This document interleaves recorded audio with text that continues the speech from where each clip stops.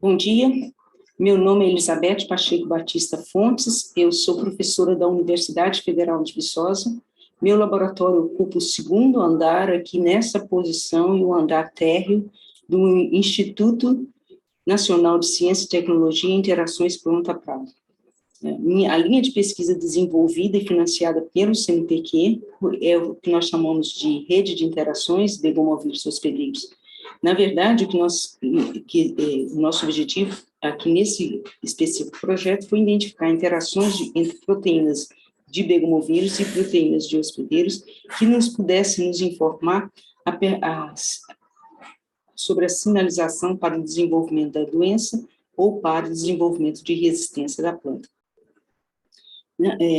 Mais especificamente, essa linha de pesquisa tem sido desenvolvida em parceria com professores do Departamento de Bioquímica e Biologia Molecular do Bioagro, na Universidade Federal de Viçosa, como o professor Humberto, o professor Pedro, o professor Maximiliano e o técnico de laboratório Virgílio. Assim também contamos com a colaboração da professora Anésia, do Departamento de Biologia Geral, e do professor João Paulo, do Departamento da Universidade Federal de Viçosa, no campus de Florestal.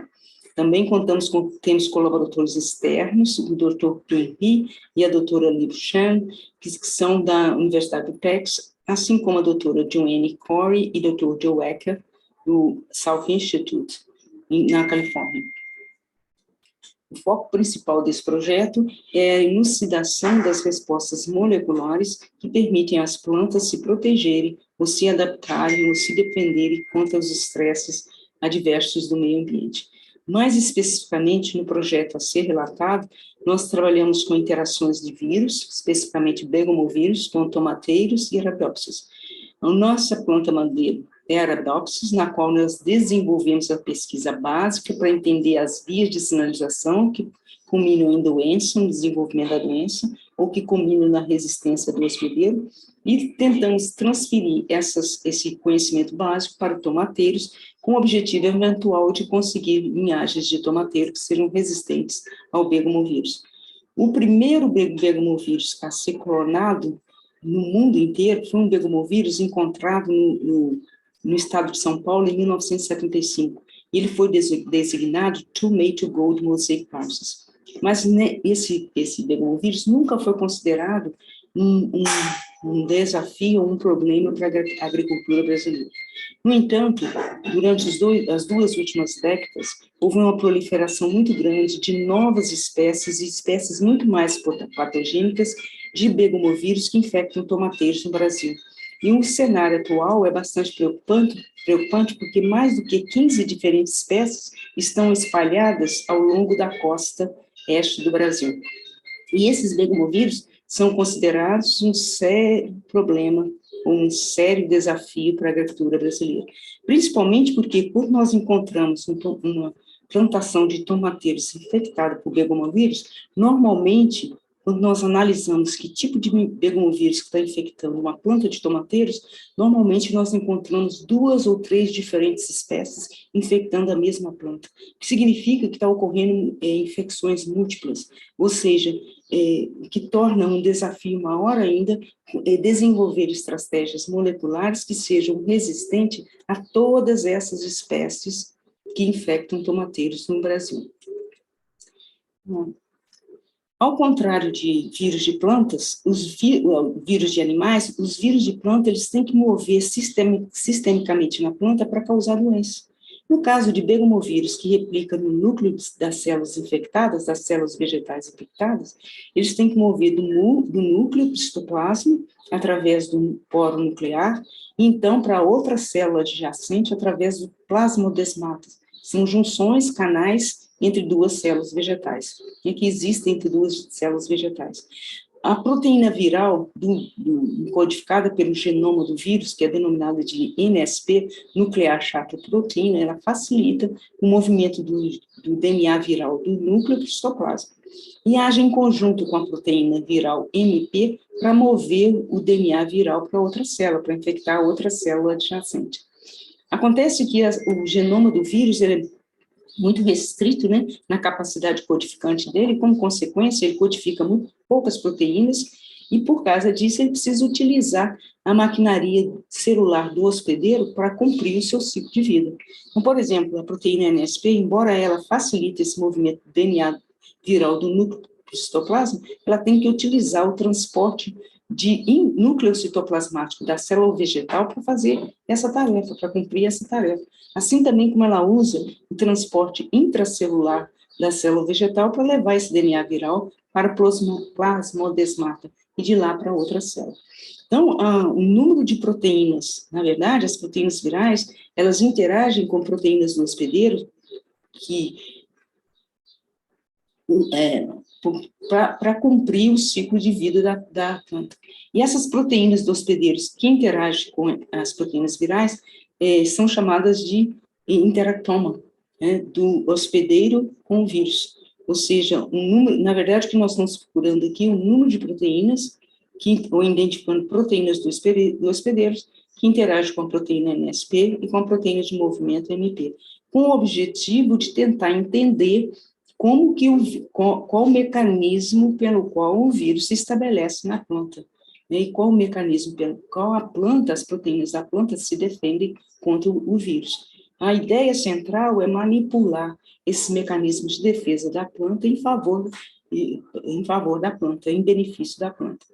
Então, para isso, só para vocês terem uma ideia, nós conseguimos, tentando identificar um interactoma entre as proteínas virais e as proteínas do hospedeiro, nós identificamos 40 proteínas do hospedeiro, das quais 35 proteínas, que são as proteínas verdes, interagem tanto com a proteína viral NSP, como com a proteína viral NP. 5 proteínas, as amarelinhas aqui, interagem especificamente com o NP, e 5 proteínas do hospedeiro, as laranjas, interagem especificamente com a NSP.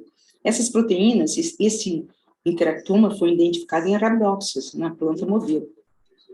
E dessas 40 proteínas, pelo menos 4 delas foram caracterizadas durante o desenvolvimento do projeto, e nós conseguimos identificar a função de cada uma dessas proteínas durante o movimento do vírus na célula vegetal. Então, por exemplo, a proteína inadin, identificada no interactoma, é uma proteína do hospedeiro que facilita o transporte do DNA viral do núcleo do citoplasma. Essa proteína, a segunda proteína do hospedeiro, o MISP, ela facilita o movimento desse complexo contendo DNA viral para os endossomas, de lá eles são transportados para outra célula via o plasmodesmata. A proteína da AP1 é uma proteína de defesa da planta contra os vírus. Uma última proteína que nós também caracterizamos, que é a proteína NIC, que é uma proteína da membrana plasmática, ela também é uma proteína de defesa contra o vírus, liga com a NSP, a proteína viral, mas o objetivo da NIC1 é ativar uma via de defesa da planta contra a infecção viral. Então, o que nós fizemos foi caracterizar, elucidar qual o mecanismo, qual a via de sinalização que permitia a proteína NIC1 a montar uma defesa contra o vírus. De tal maneira a possibilitar a manipulação dessa via de defesa. Então, o que nós encontramos, o que nós identificamos é que quando o genífero infecta a planta, né, como está mostrando aqui, libera DNA do seu genoma viral e RNA também do vírus, e esse DNA do genoma viral e RNA do vírus liga com a proteína NIC, que está aqui na membrana plasmática, promove a formação de um complexo da proteína NIC, que, por fosforilação, incorporação de uma molécula de fosfato, essa proteína NIC é ativada e então é capaz de fosforilar uma proteína no citoplasma, que é uma proteína ribosomal R10. Essa proteína fosforilada vai para o núcleo, interage com outra proteína, que é uma supressora de expressão gênica, que suprime a expressão de genes envolvidos na tradução global, na síntese de proteínas. Com isso, a ativação de NIC1 inibe a síntese de proteínas das células vegetais, mas também inibe a síntese de proteínas do vírus, prejudicando a infecção, como mecanismo de defesa da planta. Acontece que, durante a evolução, os begomovírus evoluíram uma proteína viral chamada NSP, que é capaz de ligar a NIC e impedir a ativação dessa via de defesa, suprimir a atividade de NIC. Então, nós chamamos que NSP é uma proteína supressora de defesa da planta. Uma maneira que nós encontramos para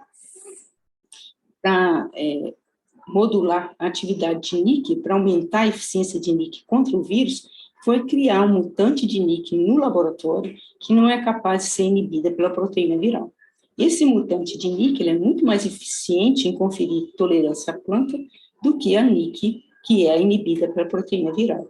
Além disso, nós descobrimos também que uma bactéria, né, a bactéria quando infecta a planta, ela é reconhecida por um receptor da membrana, que está demonstrado aqui, ó. Esse receptor, ele é ativado e ele é capaz de fosforilar a proteína NIC1, e a fosforilação de NIC1 implica em ativação da via antiviral.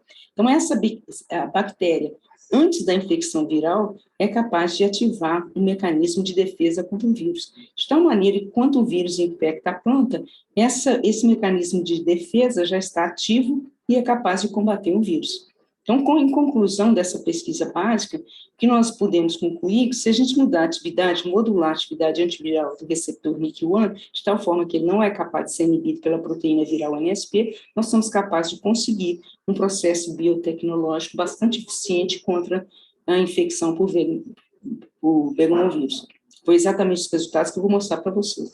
E também identificamos, se nós infectarmos uma planta com uma bactéria não patogênica, uma bactéria que não causa doença na planta, nós vamos ativar essa via de NIC1 e, como consequência, a planta fica resistente ao vírus. Né? Dois mecanismos de contenção do vírus, né, durante a infecção por begomovírus. No primeiro caso, nós realmente modificamos esse NIC1, né, essa proteína NIC1, e o gene mutado, né, que codifica a proteína mutada, foi incorporada no genoma de Arabidopsis, no genoma de tomateiros, como é mostrado aqui, ó, e essas linhagens que expressam a proteína mutada ficaram mais resistentes ao begomovírus.